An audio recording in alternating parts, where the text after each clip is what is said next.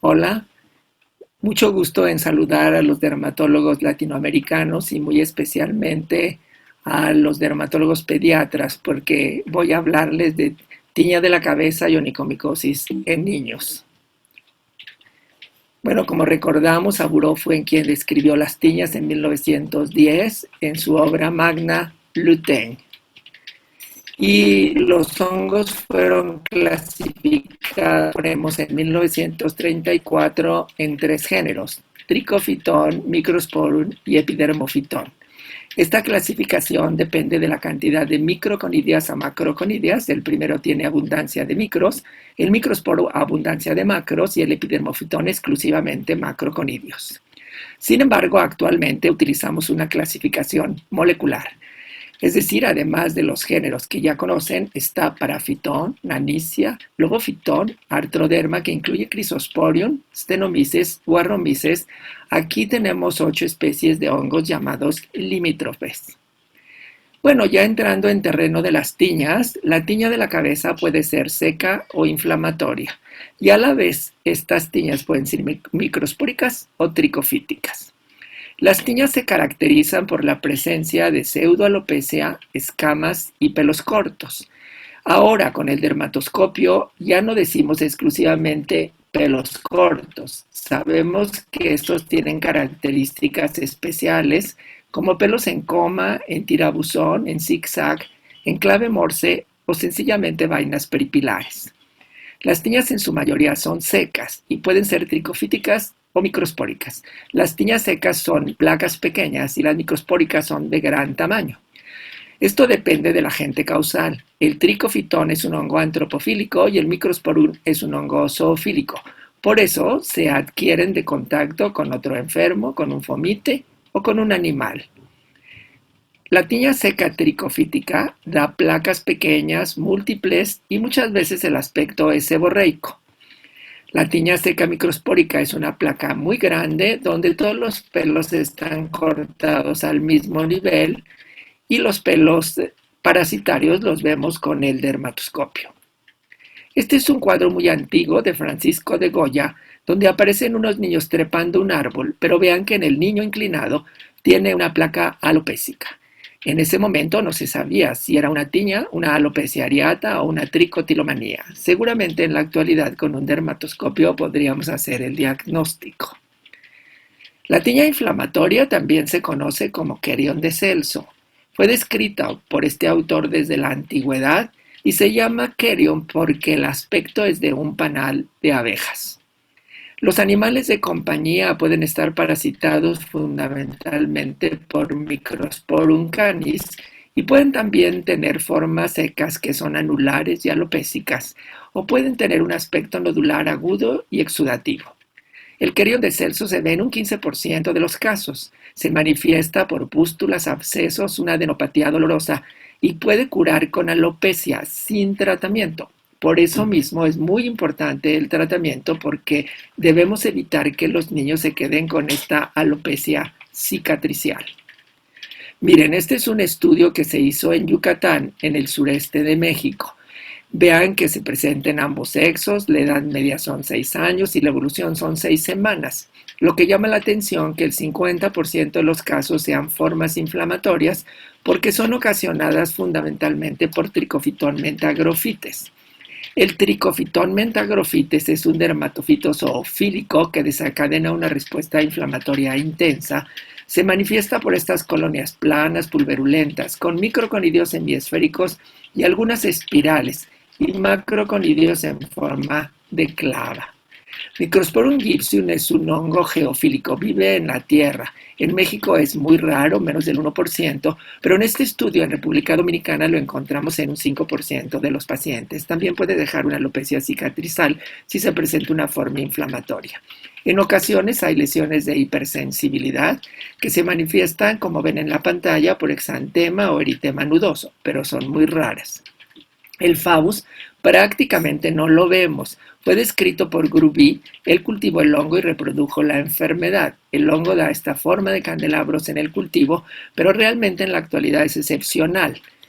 Si recordamos el cuadro de Santa Isabel de Hungría curando tiñosos, podemos ver que los niños seguramente tenían esta forma de tiña, es decir, si era una forma grave de la enfermedad. Nosotros prácticamente no la vemos, pero vemos formas hiperkeratosis ocasionadas por este hongo, Microsporum gibsum.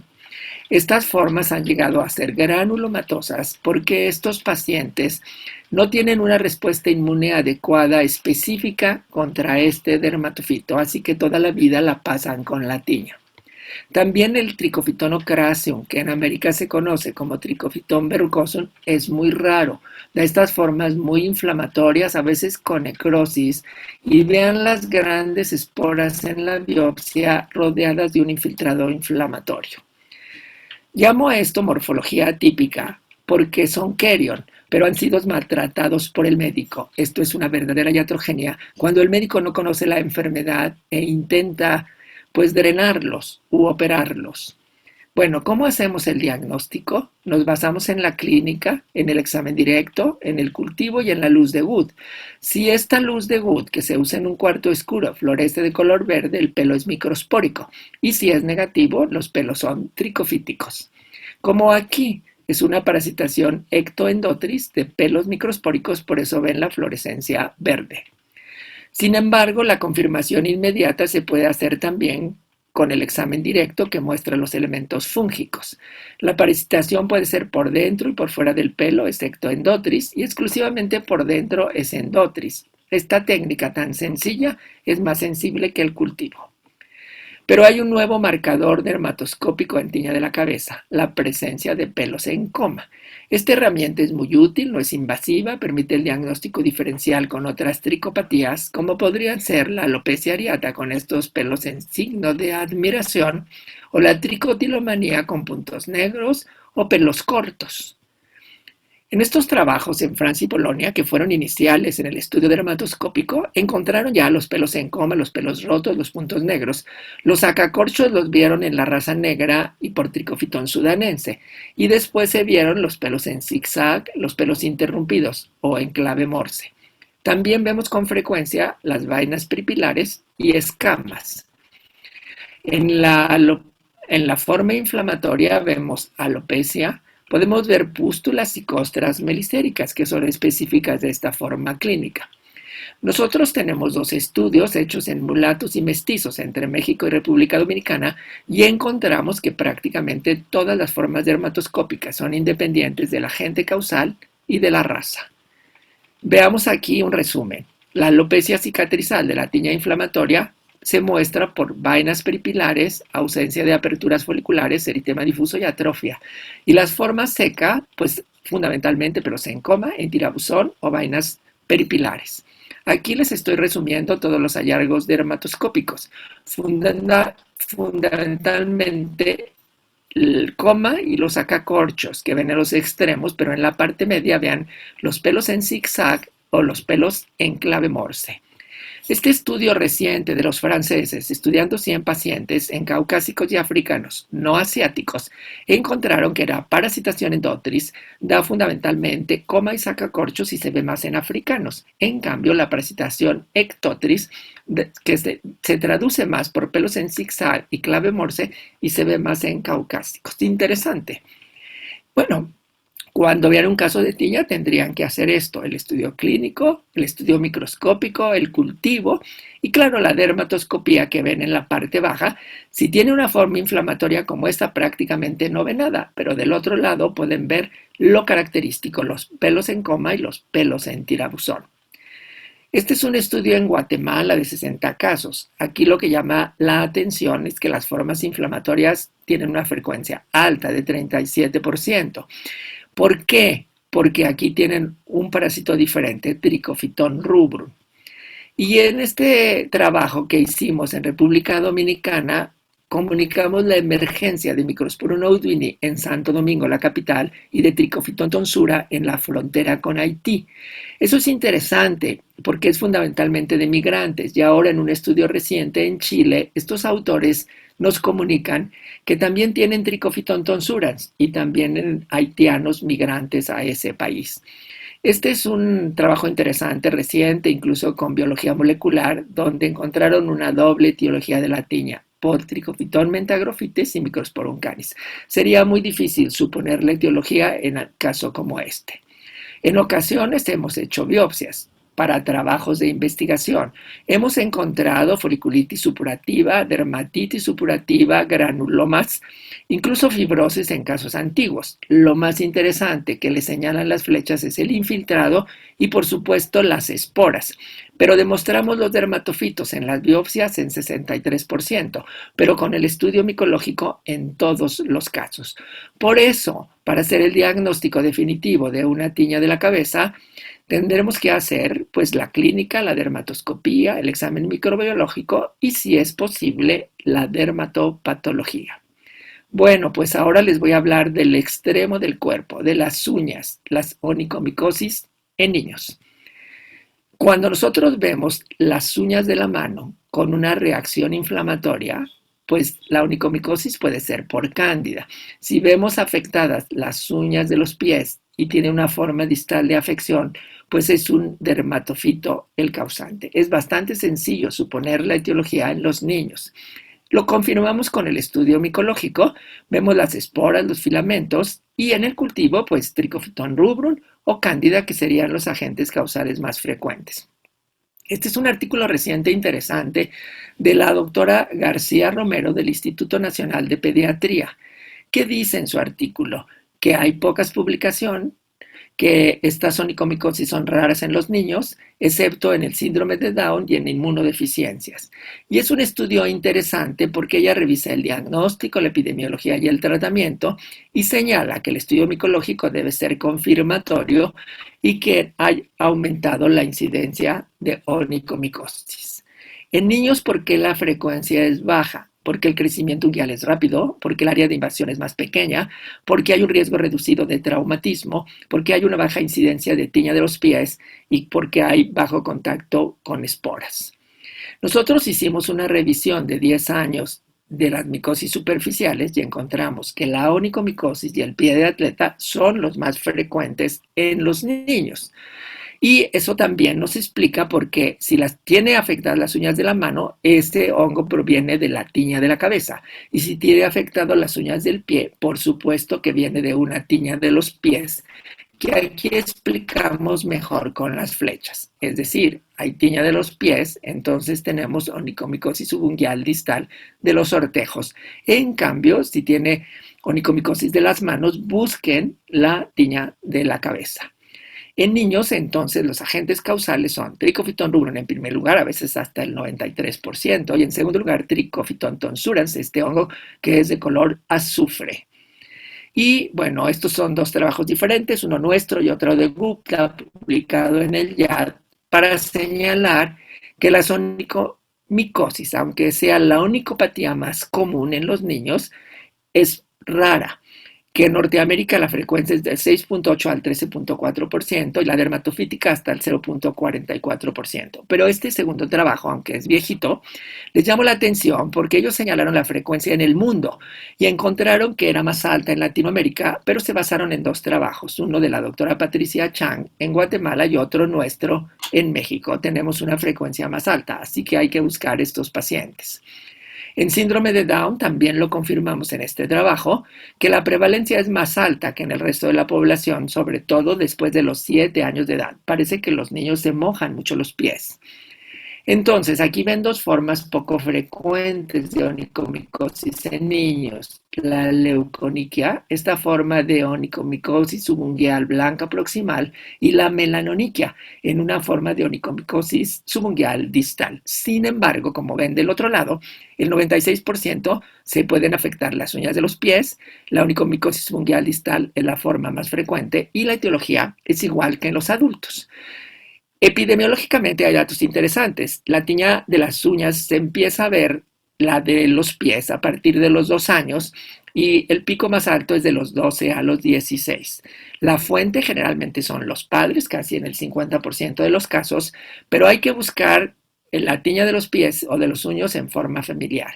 Y en este trabajo que se refiere a la terapia tópica emergente en onicomicosis, señalan que las uñas dan incomodidad, las uñas parasitadas, por supuesto, pueden dar una infección secundaria que siempre hay que descartar una tiña de los pies y revisar a los familiares y que son candidatos a tratamientos tópicos. Un caso de intertrigo dermatofítico en los pies con la uña pequeña afectada y el otro del primer ortejo con onicomicosis subungual distal, igual que en los adultos. En nuestro mismo trabajo de los 210 casos de micosis en los niños con onicomicosis encontramos que Trichophyton rubrum y Cándida eran los agentes más frecuentes y aquí les desgloso la etiología. Dermatofito 68%, Cándida 24%, pero vimos algunas onicomicosis mixtas de Trichophyton rubrum con Cándida y también ya empezamos a ver oportunistas en los niños. Y en este artículo de los autores polacos, donde sospecharon micosis superficial en más de 2,000 pacientes, encontraron que se confirmó en 500, es decir, como ellos señalan, que no es un hallazgo muy raro. La onicomicosis en prepúberes se vio en 19% y la onicomicosis en niños menores de 3 años fue fundamentalmente por Cándida y cuando era de uña de los pies, onicomicosis subungual distal y lateral por Trichophyton rubrum y Mentagrofites. Datos muy parecidos a los nuestros. Esta es una candidosis neonatal en las uñas, no hay que tratarla, van a curar espontáneamente con la edad. En este estudio de los italianos, ellos encontraron que Trichophyton rubrum es el agente más frecuente, que la frecuencia en niños y niñas puede ser discretamente alta en niños a la edad de 10 años y los agentes son iguales, pero también están encontrando oportunistas como Fusarium, Scopulariopsis y Aspergillus. Como este caso nuestro, que es una onicomicosis blanca superficial en una uña y subungal blanca proximal en la otra, ocasionada por acremonio. Incluso le hicimos biopsia y ahí ven las esporas. Es un adolescente, tiene los 2 ortejos afectados, la evolución es de 2 meses y el niño tenía convulsiones y antiepilépticos. Por eso a veces es difícil el diagnóstico porque pensamos en otra forma de leuconiquia. Esta es niña afroamericana de 8 años por Trichophyton tonsurans. No la vi yo, la vieron en Estados Unidos Carlos García, pero se la comunico porque si es en las uñas de las manos y es afroamericana de Estados Unidos, va a tener Trichophyton tonsurans, porque el Trichophyton tonsurans es el agente causal más frecuente de tiña de la cabeza en los Estados Unidos y porque los niños afroamericanos, que son los que más tienen esta tiña, pues se confunde con el pelo ensortijado, la tiña, porque la descamación pueden pensar que es dermatitis seborreica y el niño tiene que estar bien pelado para ver, como en el otro caso, claramente la tiña. ¿Utilizamos el dermatoscopio en las uñas? Claro que hay que utilizarlo. Aquí les cuestiono cuál es su diagnóstico. Vean las 2 flechas. La distal nos muestra una onicomicosis con apariencia de ruinas, pero en la parte proximal es lo más interesante porque si lo vemos en detalle, vemos el borde proximal dentado descrito por Bianca Piracini, lo que ella llamó aurora boreal. Entonces, cuando ven este signo, diagnostican onicomicosis subungual distal. Del tratamiento, una palabra. La grisofulvina es el tratamiento de elección en tiña de la cabeza. Vean este caso inflamatorio. Buena respuesta después de 2 a 3 meses de tratamiento. Es el estándar de oro en el tratamiento realmente de tiña de la cabeza. Este caso lo tratamos con ketoconazol, era una forma inflamatoria, y este caso con terbinafina a las 2 y a las 9 semanas de observación con el dermatoscopio. El caso que les presentaba de Fagus por Microsporum gibson recibió múltiples antifúngicos con mejoría parcial, porque ya les comunicaba que este niño es inmunodeficiente específicamente para Microsporum gibson, entonces no mejora o no cura, solo mejora. Estos son algunos conceptos que vale la pena recordar en el tratamiento. Los nuevos antimicóticos no los acepta la FDA, no hay licencia en niños. La acción depende de la anatomía del folículo. Por ejemplo, Microsporum, el tratamiento es crucial porque la grisofulvina o el itraconazol es lo que se debe usar. Y en terbinafina, esta no se excreta por sebo o sudor. Antes de la pubertad se incorpora en la queratina de pelo anágeno. Es más útil, por supuesto, en tiñas tricofíticas. Las onicomicosis en niños entonces tienen pocas publicaciones, los fármacos deben evaluarse mejor. Por ahora, los sistémicos dan seguridad y curación igual que en los adultos. Hay que estudiar cohortes mayores o saber cuál es el mejor manejo. Pero este estudio, donde analizan niños dicen que es muy parecido el manejo de la onicomicosis o de la tiña de la cabeza a lo que hacemos con los ancianos o con las mujeres embarazadas. Es decir, hay que tener mucha precaución en el manejo de las drogas. El manejo en onicomicosis en niños es con itraconazol, fluconazol o terbinafina en forma oral o con ciclopiros al 8% sola o combinada con HPCH o amorolfina al 5% o la combinación de binfonazol con urea al 40%. Este paciente lo tratamos con grisiofulvina, aquí está a los 4 meses, tiene pobre respuesta, no siempre está disponible la grisiofulvina en los países latinos. La terbinafina, muy buena respuesta en la onicomicosis tricofítica. El fluconazol semanal también hemos visto que cura, pero el tratamiento es muy largo. Esta niña nos llevó prácticamente 18 meses, adherencia casi imposible. Y algunos retos sí, ni el fluconazol ni el itraconazol tienen suspensión para administrar más fácil en niños, por eso algunos médicos abren las cápsulas y cuentan los granulitos para ver qué dosis más exacta das a los niños, pero es poco práctico. En realidad en los niños hay que estudiar siempre el riesgo-beneficio. El fluconazol se administra de 3 a 6 miligramos por kilo por día, pero semanal, en uñas de manos de 12 a 16 semanas, en uñas de pies de 18 a 28, por eso es muy largo. La terbinafina en niños grandecitos, 250 miligramos, uñas de manos 6 meses, uñas de pies 3 meses. En niños menores de 40 kilos, 125 miligramos, media tableta, y en niños menores de 20 miligramos, un cuarto de tableta, 62.5 miligramos. El itraconazol se da a dosis de 5 a 7 miligramos por kilo por día o en pulsos. Vean que también podemos utilizar la Exeres química con bifenazol urea o con la urea al 40% y después pueden utilizar una laca tópica o pueden utilizar algún sistémico. Este es un caso tratado primero con bifenazol urea y luego con amorolfina, con buenos resultados. Y estos son casos del Hospital Infantil de México que recibieron un biopolímero HPCH, hidroxipropilquitosan, con ciclopiros al 8%, una hidroxipiridona, que también se puede utilizar en las uñas de los niños, pero no tenemos mucha experiencia. Pues este es un caso donde vemos el tratamiento ideal, que es tratamiento combinado, sistémico y local. Sí, hay publicaciones, miren esta nuestra de los anales brasileños, estas últimas también muy interesantes referentes al tratamiento, pero yo solo quisiera analizar estas dos. Ambas son de Gupta en diferentes años y en la primera que analiza PubMed fundamentalmente son de 25 estudios retrospectivos y de casos y señalan que la terapia sistémica cura en el 70% y combinada en el 80%, que la eficacia y seguridad de itraconazol, terbinafina, fluconazol y grisiofulvina es similar a los adultos. Y en el otro estudio de 2018 analizaron PubMed, Ovid, Scopus, Clinical Trials y Cochrane. Y entonces lo que es importante es que los efectos adversos tienen una incidencia baja, de menos del 2%, que faltan estudios aleatorios y que la FDA no ha aprobado estos tratamientos nuevos, que no son tan nuevos en niños.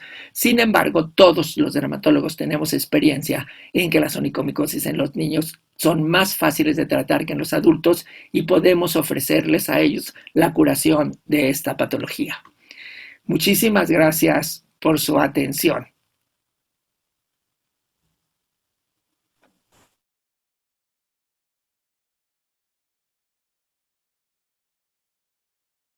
Buenos días a todos los concurrentes y a las autoridades de esta reunión científica y muchas gracias por la invitación. Voy a hablarles acerca de dos casos clínicos de dermatofitosis poco frecuente en pediatría. El primero es un pseudomicetoma de cuero cabelludo por Microsporum canis.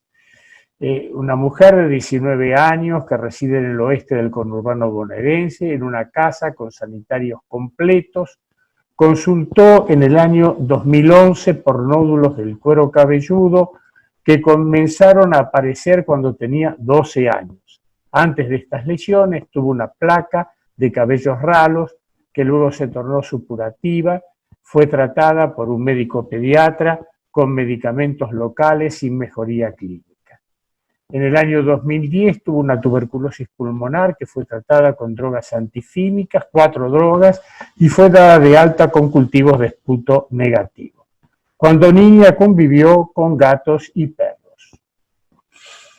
Es una paciente de 1,65 m de estatura, de 53 kilos de peso, buen estado general, normotensa, examen clínico fue normal, exceptuando las lesiones de cuero cabelludo, que luego veremos en la fotografía.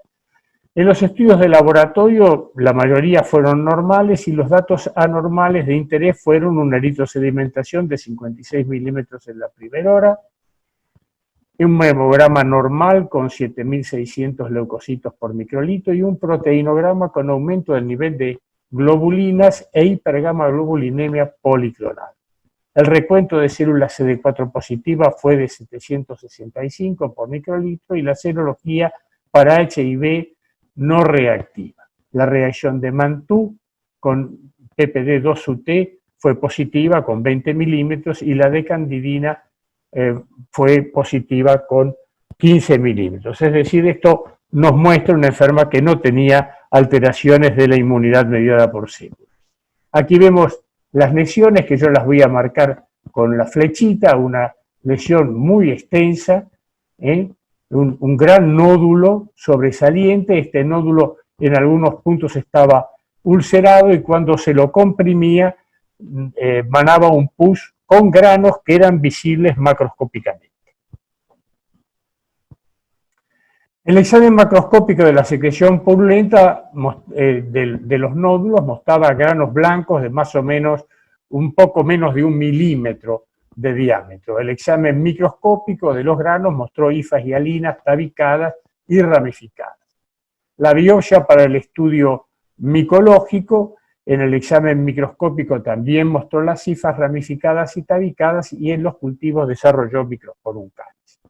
La histopatología mostró una ligera acantosis, un proceso inflamatorio intenso en la dermis e hipodermis, con leucocitos polimorfonucleares, macrófagos y células gigantes multinucleadas de tipo Lang, que rodeaban estructuras entre 500 y 600 micrones de diámetro, integradas por una sustancia amorfa eosinófila e hifas en su interior. Esto lo vamos a ver seguidamente en las microfotografías. Aquí están las hifas, el grano con las hifas, y esta sustancia intercelular amorfa.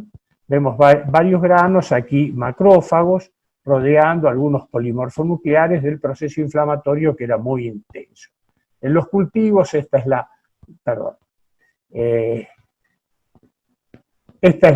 la colonia gigante del Microsporum canis y aquí están las macroconidias típicas de esta especie fúngica.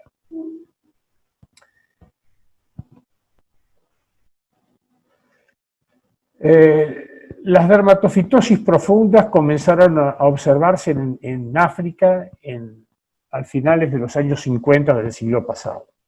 Fueron presentadas como misetomas dermatofíticos porque tenían nódulos, fístulas y granos con elementos del agente causal. Los agentes eran Trichophyton tonsurans, que es predominante, lo mismo que el Trichophyton violation en África, y en tercera posición el Microsporum canis. Comenzaron luego a observarse estas misetomas o pseudomicetomas en distintas partes del mundo debidas a distintas especies de dermatofitos. Aiello y colaboradores, en el año 1974, en una reunión de la Organización Panamericana de la Salud, consideró que estos granos no eran granos verdaderos, sino conglomerados de hifas hialinas, en un número más reducido que el de los misetomas verdaderos, que se disponía en el interior de una masa eosinófila generada por un fenómeno de esplendores-Hoppeling.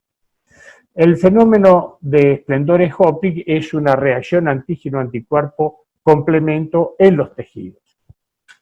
Además, estos pseudomicetomas no son producidos por la inoculación de un hongo ambiental, sino que se produce por la progresión de una micosis superficial que ya existía en la epidermis y en los folículos pilosos, rompe el folículo piloso y se expande por el tejido celular subcutáneo y la dermis primero y el tejido celular subcutáneo después. A diferencia del granuloma de Maiocchi, que es otro de los granulomas conocidos por dermatofitos, es que este último los elementos miceliales se encuentran dentro del folículo piloso y es la reacción inflamatoria perifolicular la que generan los nódulos. El tratamiento es difícil, no todos los enfermos responden bien al tratamiento. En general, la grisofulvina es el de elección en los casos que el agente causal sea Microsporum canis. Si fuese Trichophyton tonsuran sería la terbinafina. Y la grisofulvina se da en las dosis habituales de 20 miligramos por kilogramo de peso día. No todos los pacientes responden, algunos no lo hacen. Como drogas alternativas puede utilizarse tanto el itraconazol como el fluconazol en dosis de 6 miligramos por kilogramo de peso día o de 200 miligramos por día para los adultos.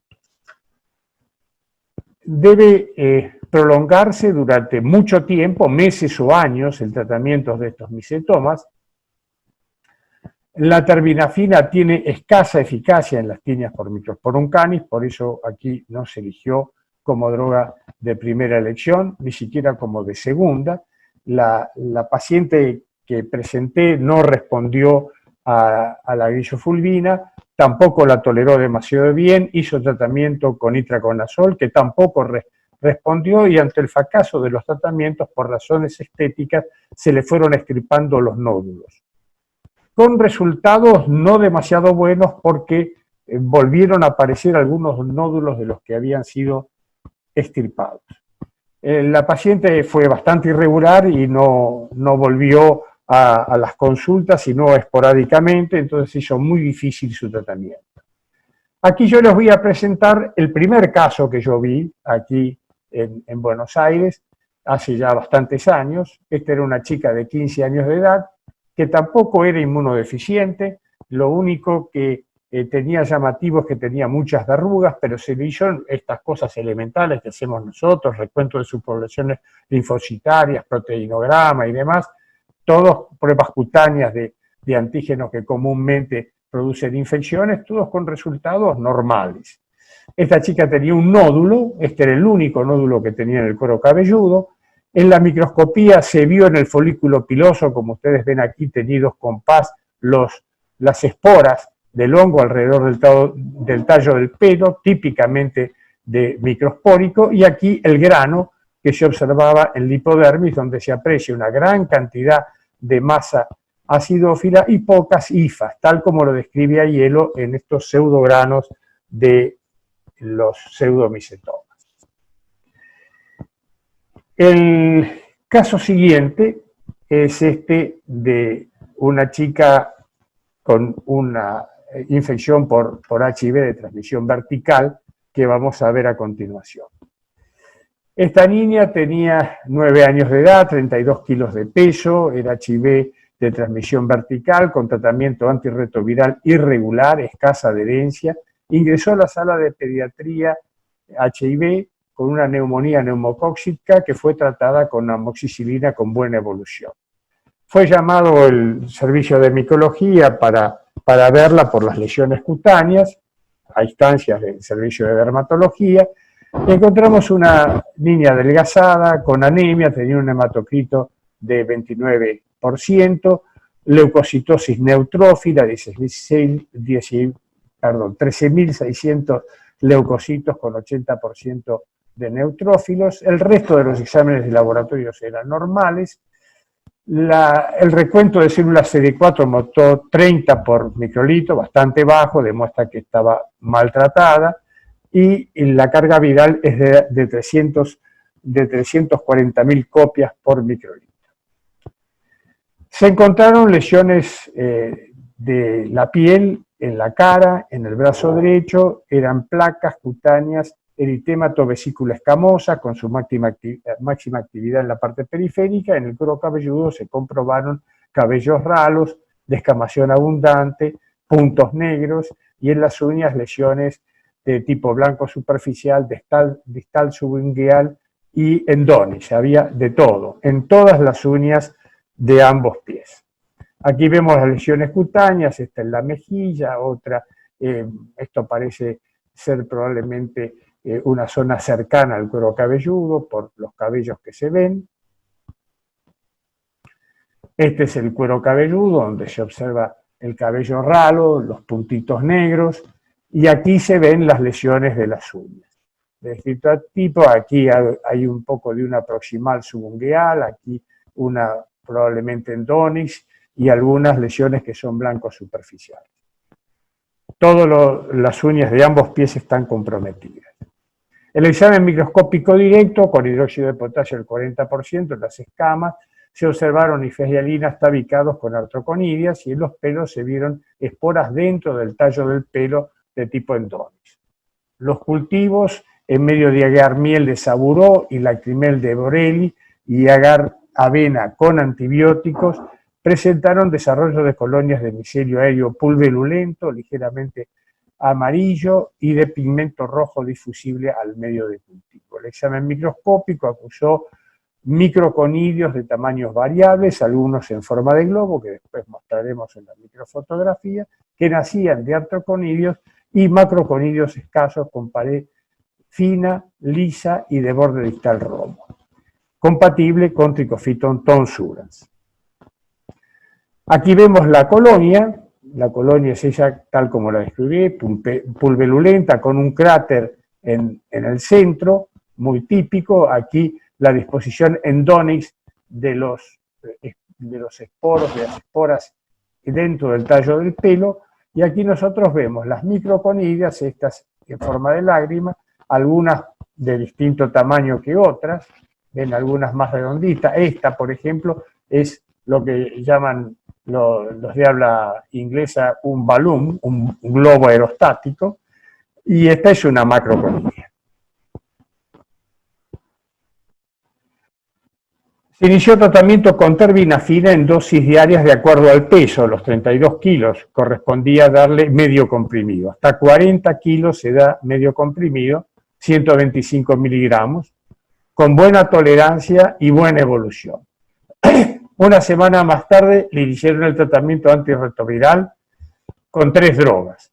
Se pidió que concurriesen los convivientes de la niña al hospital. Esto se hizo, este pedido, porque las tinea endotes, que son debidas a un agente antropófilo, requieren que haya algún otro infectado en la familia. Esto es muy frecuente, entonces conviene revisarlos a todos para verlo.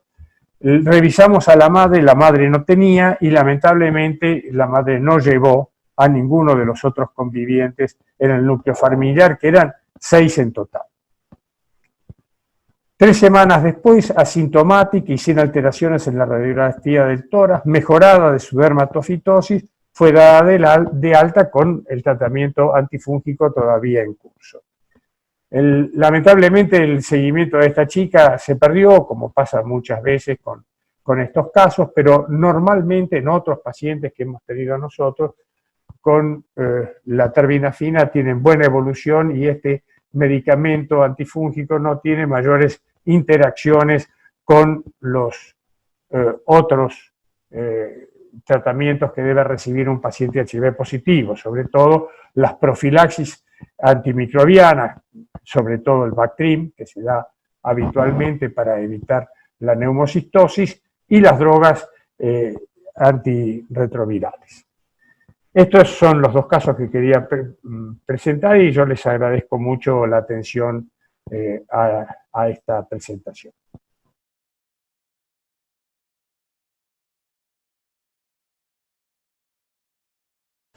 Buen día. Es para mí un verdadero gusto estar esta mañana aquí con ustedes, compartiendo este encuentro con amigos muy queridos, como son Ricardo Negroni y Roberto Arenas. Ustedes escucharon de ellos 2 charlas espléndidas sobre las dermatofitosis en pediatría. Ahora me toca a mí presentarles algunos simuladores de estas dermatofitosis que espero sean de utilidad para unos futuros más claros diagnósticos.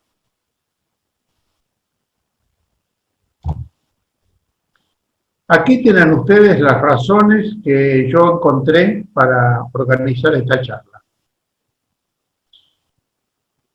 Ante una micosis no es raro que tener dificultades diagnósticas. La solución puede estar en el laboratorio, pero muchas veces una correcta semiología nos dará el diagnóstico acertado. Veremos casos que parecen dermatofitosis, pero que verdaderamente no lo son. Vamos a comenzar por la dermatofitosis del cuero cabelludo, Tinea capitis. Y es aquí donde en nuestro medio se reconocen tres variedades. La más importante por la frecuencia con que la vemos es la tonsurante única o múltiple, caracterizada por una placa alopécica cubierta de escamas, la clásica alopecia sucia.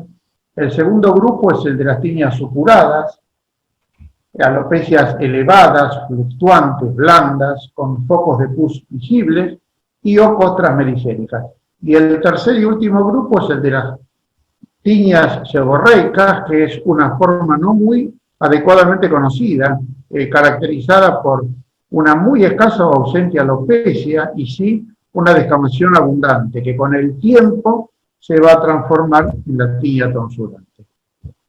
Los simuladores de la Tinea capitis se agrupan en esta diapositiva en tres tipos: los que simulan una tiña tonsurante, los que simulan una supurada y los que simulan el tipo seborreico.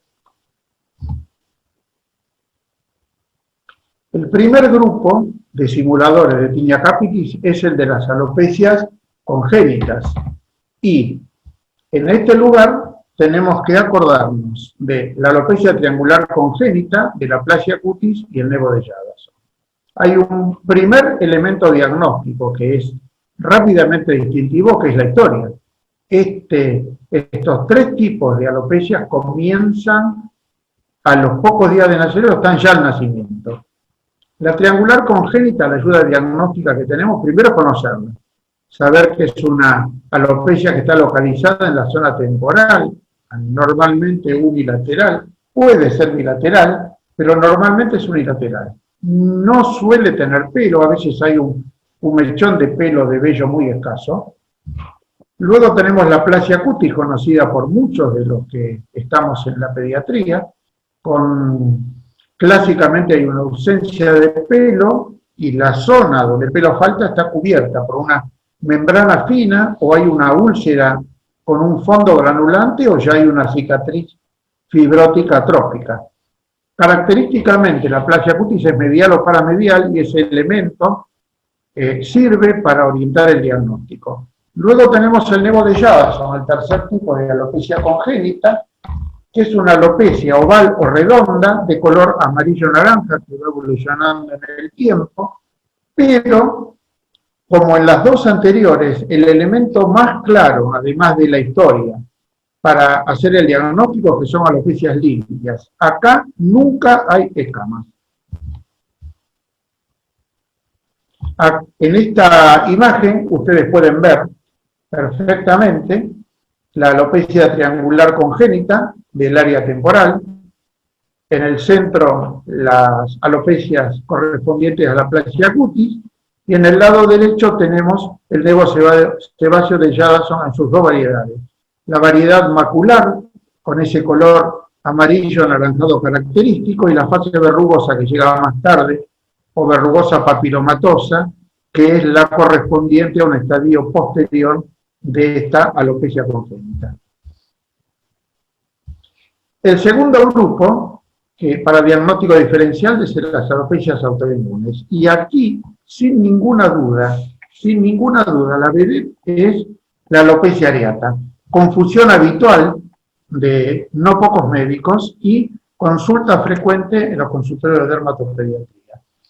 Los elementos característicos para diferenciar la alopecia areata de la alopecia dermatofítica es que en la areata el cuero cabelludo está absolutamente limpio, no hay escamas, y al tacto es fenomenalmente blando. Llama la atención la blandura del cuero cabelludo.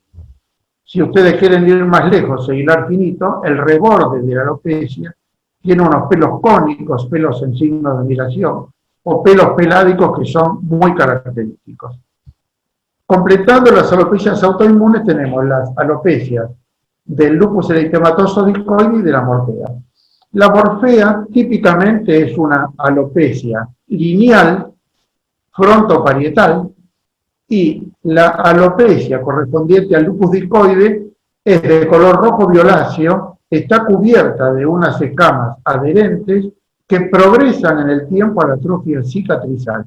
Las ayudas diagnósticas aquí son el contexto clínico, las otras localizaciones que pueda haber en estas enfermedades y eventualmente, en última instancia, la biopsia. Me corresponde ahora un momentito hablar de las alopecias traumáticas. También pueden ser en algún momento motivo de duda diagnóstica y ustedes tienen a dos, la tricotilomanía y la alopecia por tracción. Típicamente son alopecias parciales. Esto quiere decir que no hay una placa completa donde faltan todos los pelos, sino que pueden haber pelos que falten, pelos que estén y pelos que estén, pero que estén más cortos porque son rotos parcialmente. En los dos casos, estas alopecias son limpias, no tienen escamas. Vean acá estas imágenes que corresponden a los diagnósticos diferenciales que debemos hacer con el Querion de Celso o piña sucurada. El primero es el forúnculo y el antras, que no es muy frecuente de ver, pero lo podemos ver en la infancia. Y el segundo es la celulitis disecante, que esta es muy rara de ver, se ve en el adolescente o en el adulto joven, pero son dos diagnósticos diferenciales obligados del Querion de Celso micótico, sobre todo el primero. ¿Qué nos van a ayudar aquí? Primero, conocerlos, saber que existen. Segundo, la presencia de adenitis y dolor, en el caso de el forúnculo y el antras, que son dos procesos piodermíticos muy marcados, y en el caso de la celulitis disecante, hay maniobras que son más del resorte dermatológico, como es la fluctuación de estos elementos, la ubicación en el vértex o en la zona occipital y el desplazamiento de la supuración por los trayectos fistulosos de un nódulo hacia otro porque están interconectados. Le toca ahora el turno a las enfermedades descamativas, que no son pocas en dermatología pediátrica y son diagnóstico diferencial obligado de la tiña seborreica de cuero cabelludo. En primer lugar, la psoriasis. En segundo lugar, la dermatitis seborreica, que ustedes pueden ver en la imagen inferior. En tercer lugar, la dermatitis atópica. En estos casos es definitivo hacer un buen análisis de la escama, que mientras que en la psoriasis es blanca nacarada, en la dermatitis seborreica es amarilla grasosa y transgrede, porque transgrede el límite del pelo en el cuero cabelludo, y en el caso de la dermatitis atópica, la escama es pitiriásica, fina, blanca. Y antes de pasar a la diapositiva siguiente, yo les voy a decir lo que ustedes seguramente están viendo. Esta imagen que está en el centro, recuadrada en amarillo, es nada más que la pseudotiña amiantácea, descrita por Alibert hace 200 años, el célebre padre de la dermatología de origen francés. Vean ustedes que aquí, si bien hay ausencia parcial de pelo, lo más notable es el pegoteamiento, la aglomeración de los pelos por esa escama que tiene un color grisáceo amarillento. Pseudotiña amiantácea de Alibert. Es una entidad que no está bien definida, su ubicación nosológica para nosotros cabalga entre la psoriasis y la dermatitis seborreica. Pasamos ahora a las tiñas corporales, y es allí que nosotros debemos acordarnos que las tiñas corporales tienen dos formas de presentación. Una forma no inflamatoria, con un borde activo y una configuración anular, a veces vesicular, otras veces descamativa, y hay otra forma que es menos frecuente, pero que debe ser conocida, que es la tiña corporal inflamatoria, a veces facial, a veces corporal y a veces también de los miembros.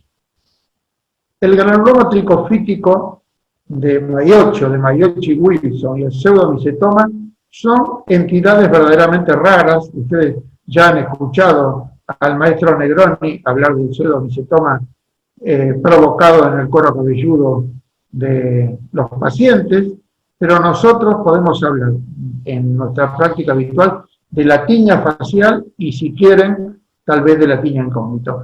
En estas imágenes que ustedes tienen en pantalla, arriba ven la forma no inflamatoria típica, que es la redondela tradicional, el aro que hacen las micosis, y abajo ven una tiña facial bien granulomatosa con ese borde inflamado y activo.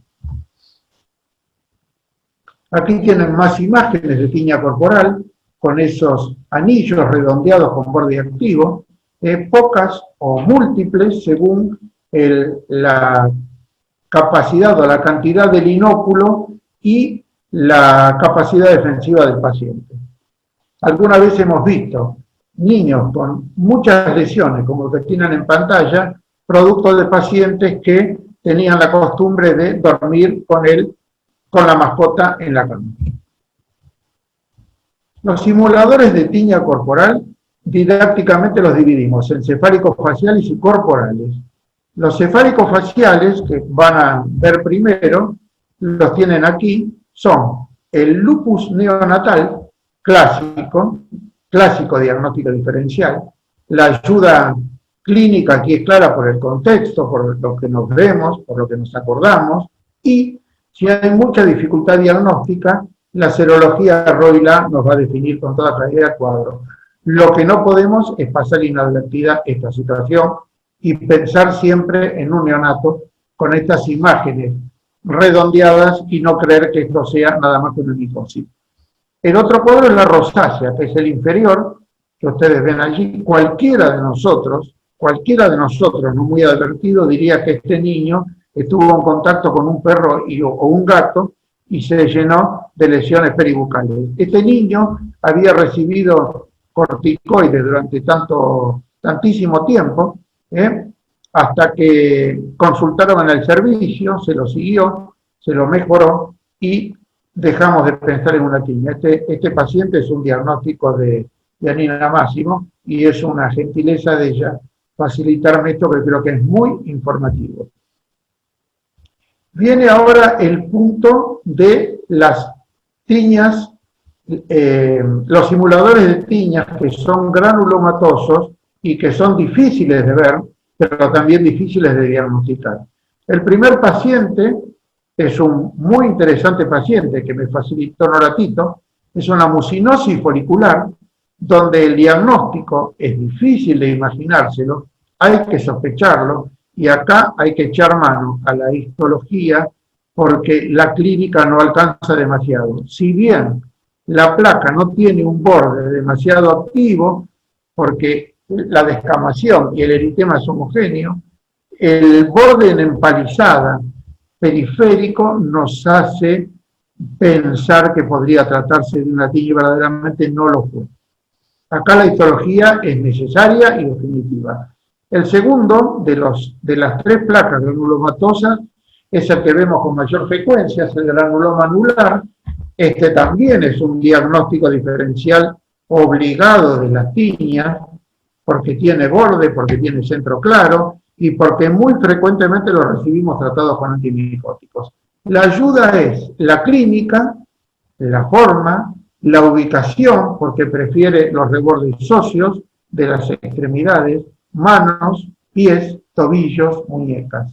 Y el último es un paciente que tuve ocasión de ver hace mucho tiempo, es un linfoma cutáneo puro, es un Ki1 CD30 positivo de grandes células anaplásicas, que tuvimos la suerte de diagnosticarlo después de hacer una rápida biopsia, porque ya venía tratado y sobretratado con antibióticos y antimicóticos sin resolución. En este caso, la histología con la inmunohistoquímica son básicos para resolver esta cuestión. Dentro de los simuladores corporales tenemos también los simuladores a placas múltiples. Nuestra súper conocida pitiriasis rosada de Gibert con su morfología y distribución típica y la presencia de esa bandeleta escamosa que está siempre por dentro del eritema. La distribución metamérica, la morfología y la configuración son elementos claves para reconocer este cuadro. Y después tenemos la urticaria figurada, que es otro cuadro eritematoso, anular, que podría llegar en algún momento a suponer una tiña corporal, pero acuérdense que esto pica y los elementos son indudablemente fugaces y rápidamente cambiantes de lugar. Completando los simuladores de las tiñas corporales tenemos la psoriasis anular y la dermatitis numular. La psoriasis anular es raro que se presente así, pero cuando la vemos, los quiero ver, cuando no se tiran de cabeza a creer que esto se trata de una dermatoficie, como esa placa circular que ustedes tienen en el extremo de la pantalla. Las ayudas diagnósticas son, primero, conocer el cuadro, la clínica y, si fuera necesario, las ayudas instrumentales, que son el rocío sangriento con el curetaje metódico y eventualmente la biopsia. La dermatitis numular, eczema numular, es un diagnóstico diferencial de cajón y obligado con la dermatoficie de piel lampiña. Pero ¿saben qué? Esta placa eritematoescamosa nunca tiene máximo centrífugo y además generalmente pica y generalmente pica mucho. Y suele tomar las superficies de extensión de los miembros, siempre, siempre. Y tal vez luego el tronco. Y por ahí la cara, pero siempre los miembros. Pasamos ahora a las tiñas flexurales. Las tiñas flexurales de los grandes pliegues, axilas e ingles, tienen dos formas de presentación, que ustedes ven aquí. La forma eritematoveziculosa aguda, con un borde elevado activo y centro claro, y la forma pigmentaria escamosa y crónica, que es más extensa, más apagada y, por supuesto, menos ostensible. Ustedes ven el niño que está en el extremo de la pantalla con localización inguinal y axilar, con lesiones prácticamente pigmentarias y con mínima o ausente descamación. Mientras que en el otro extremo ven las lesiones bien eritematosas y rutilantes. Simuladores de estos cuadros. Los hay típicos y hay otros que no son típicos, pero que están y que debemos conocerlos, y yo se los voy a presentar. En las dermatoficies de compromiso crural, los diagnósticos obligados, sobre todo en el lactante y el niño pequeño, son la dermatitis seborreica y la dermatitis candidósica. Clásicamente son rojos rutilantes, y elementos diferenciales para la seborreica es el contexto clínico, encontrar otras localizaciones, cuero cabelludo, otros pliegues, tronco. Mientras que para la cándida, aquí mandan la presencia de satelitosis, que ustedes pueden ver en la imagen, y ese borde blanquecino de despegamiento epidémico festoneado que está limitando la gran placa roja de la región perineal. El otro cuadro típico, de localización también típica, es el eritrasma. Una placa roja brillante de borde neto, con escamas muy finas y tiriásicas, prácticamente imperceptibles. Acá las ayudas diagnósticas son, primero, que esta placa no tiene máximo centrífugo, no tiene centro claro, y nos podemos ayudar echando mano a la luz de Wood, que va a permitir ver esa fluorescencia rojo-carmín que es característica. Y en última instancia, si quieren, la bacteriología nos va a demostrar la presencia del Corynebacterium responsable de este cuadro. Les hablé de los cuadros típicos, y acá también hay cuadros típicos, pero en localización atípica. Y acá tenemos dos. En un extremo, la pitiriasis rosada de Gibert, la denominada invertida o flexural, con localización en axilas e ingles, y del otro lado tenemos la psoriasis flexural con el compromiso pubiano que ven ahí, más el compromiso axilar, y en el otro paciente, ya un adolescente mayorcito, con el compromiso crural y axilar. Vamos ahora a las tiñas de los pies. Tienen tres tipos. La más frecuente es el pie de atleta, la más frecuente de todas, y la que prácticamente no tiene diagnóstico diferencial. En segundo lugar, la segunda en frecuencia es la tiña plantar escamosa, la denominada tiña en mocasín, que es una erupción eritematodo-escamativa parcial o completa de la planta del pie de uno o de los dos. Y el último modelo clínico de tiña de los pies es la forma aguda y vesiculosa, que compromete con vesículas o vesicopústulas las plantas media y media anterior.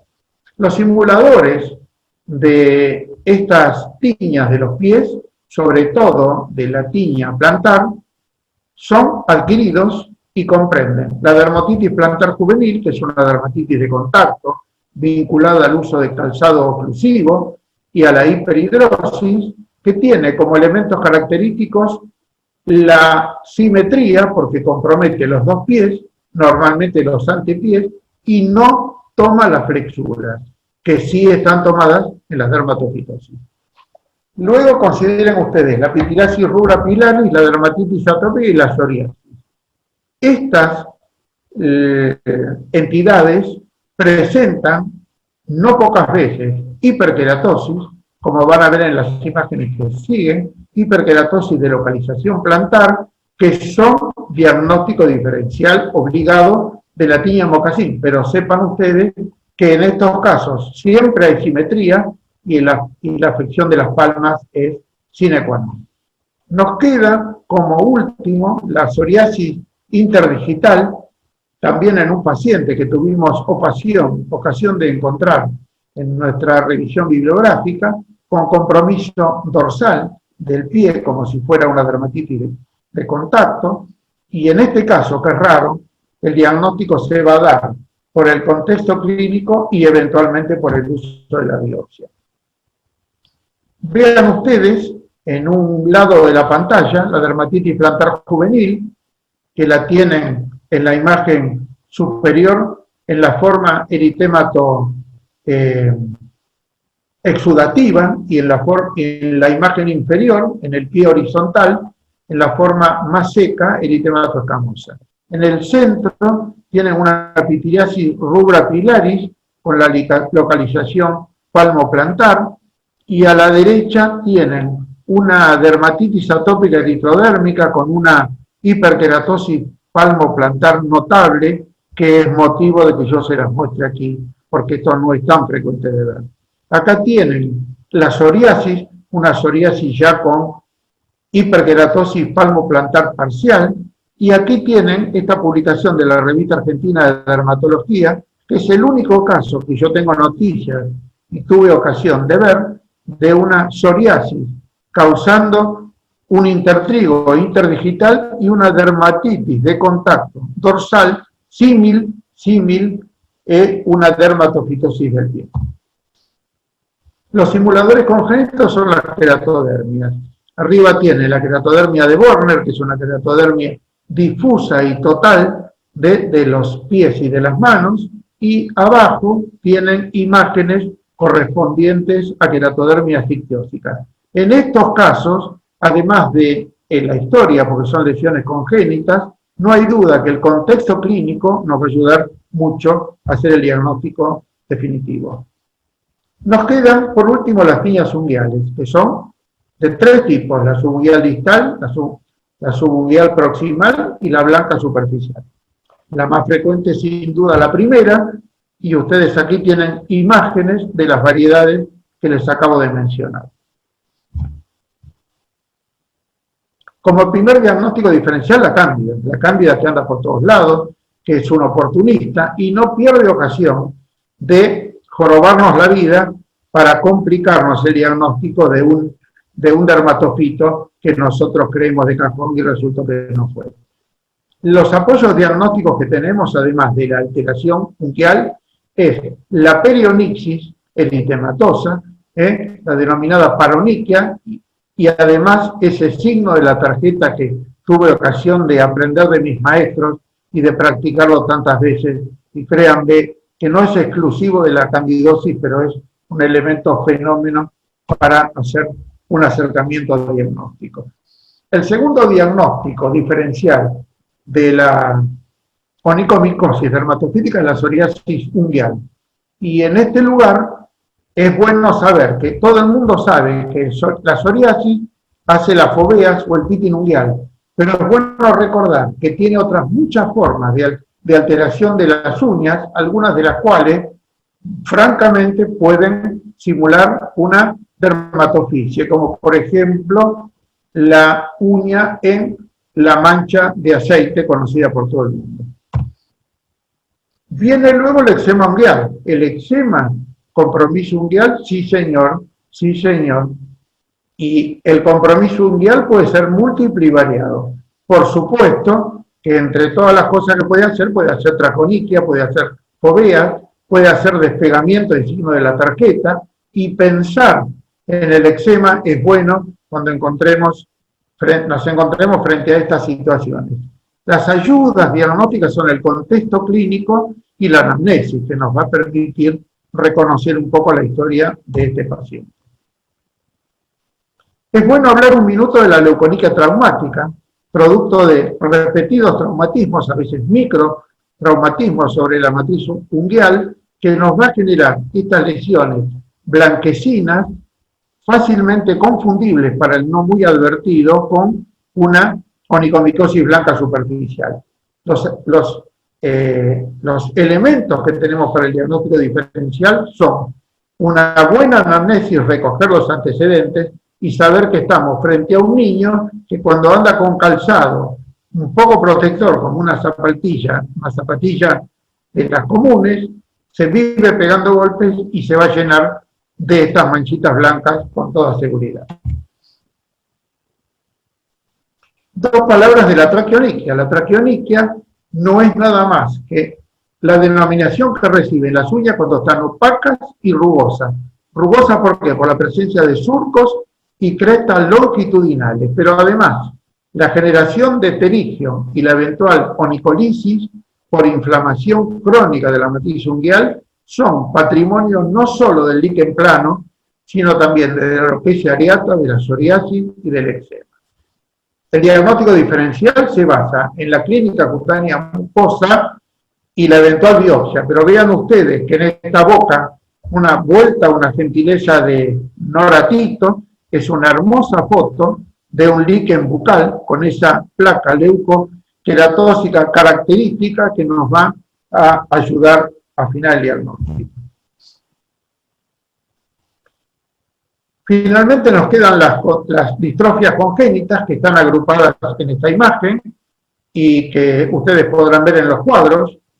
Aquí la cosa es más o menos sencilla. Son congénitas, entonces hay historia, hay antecedentes, hay familiares con las mismas enfermedades y nos queda como alternativa la biología molecular si lo que tenemos no alcanza.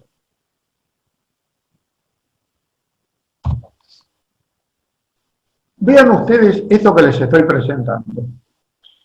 Ustedes aquí tienen la zona periocular de un lado con eritema y escama, y del otro lado con escama y eritema, o eritema y escama.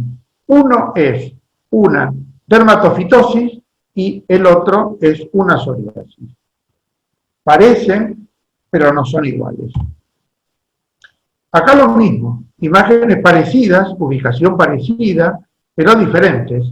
La de arriba de todo, la DPL, es una dermatofitosis de piel lampiña.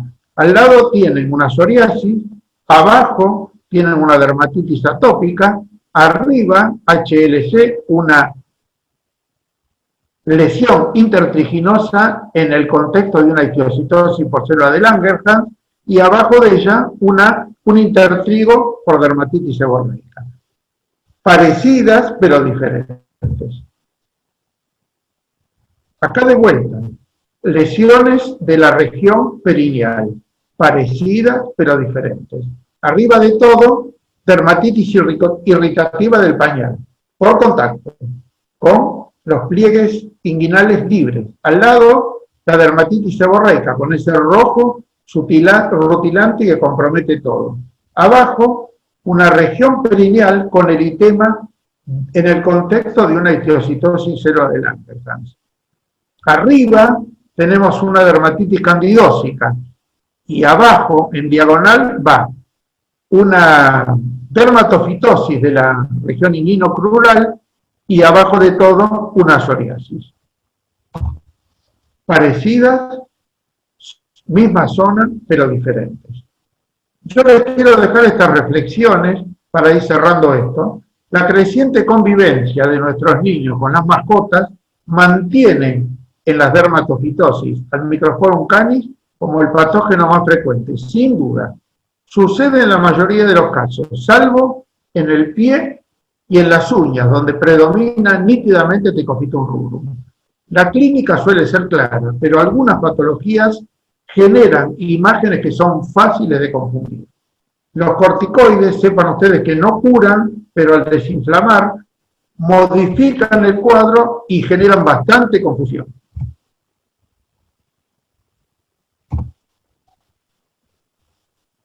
Finalmente, se me pasó una, recordemos que no toda falta de pelo en la cabeza se trata de una tiña. No toda placa circular en piel lampiña es un hongo. No todo intertrigo es una micosis. Y no toda alteración de las uñas es una onicomicosis.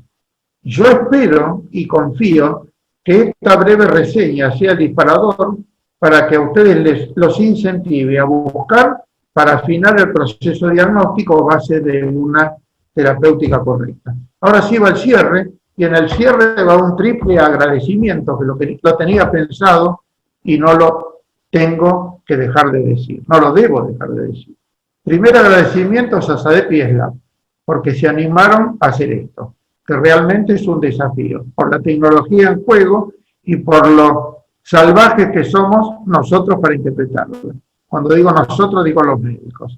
Y cuando digo a SADEP y SLAP, digo a toda la gente que trabaja desde adentro, porque SADEP es una sigla, SLAP es una sigla. Pero adentro hay personas con cuerpo y alma que tienen las dificultades que tenemos todos, pero encuentran un ratito para generar esto que es bueno para todos. El segundo agradecimiento es para los colegas de mi equipo de dermatología del Hospital de Niños. Sería injusto particularizar, pero no debo dejar de nombrar a Nora Tito, no debo dejar de nombrar a un lujo que tengo en el equipo, como un dermatólogo y micólogo como Andrés Martínez Burquet, querido amigo.